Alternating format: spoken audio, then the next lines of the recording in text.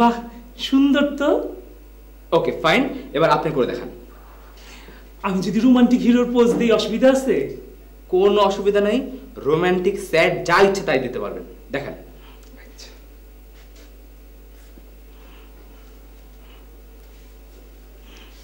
ওগো প্রিয়তমে, আমার এই লাল গোলাপ তোমার জন্য।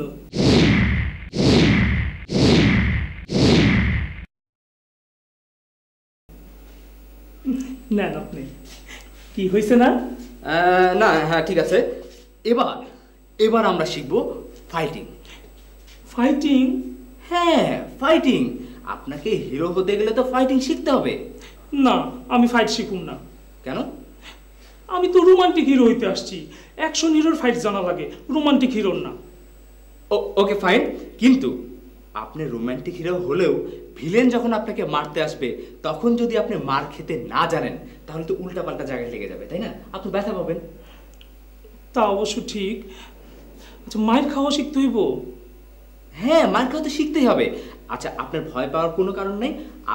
মার কিভাবে খেতে হয় আমি আপনাকে দেখিয়ে দেবো। আপনি শিখাই দিবেন? হ্যাঁ ঠিক আছে। তো এখন আপনি এক কাজ করেন, আমাকে একটা ঘুষি মারেন। ঘুষি মারমু? আপনি তো ঘুষি মারবেন না, ঘুষি মারার পোজ দিবেন আর বাদ বাকিটা আমি করব। ওকে, কাছে আসেন। এবার মারেন মারেন। হ্যাঁ,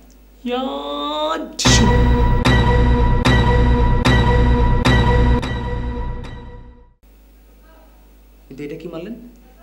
এটা রোমান্টিক হিরোর ঘুষি দিলাম। রোমান্টিক হিরোর ডিসিম দিলে তো হবে না। ভিলেন আপনাকে কি ওয়ার ডিসিম করে মারবে? ভিলেন কিভাবে মারবে? ওয়ার। এত জোরে মারেন কেন? আস্তে মারতে পারেন না? ঠিক আছে, তো আপনি যেভাবে ব্যথা পাইছেন এইভাবে যেন আমিও ব্যথা পাই। ওকে, এরকম জোরে মারবেন। ওকে, এইভাবে না, এই মারেন। আচ্ছা, জোরে জোরে মারুন তো। হ্যাঁ, জোরে মারেন, জোরে। ইয়া ঢিসুম, ইয়া ঢিসুম ঢিসুম ঢিসুম। আপনি উয়া করেন না কেন? ফিল্মে না সবাই ঢিসুম ঢিসুম করলে উয়া করে? তাই?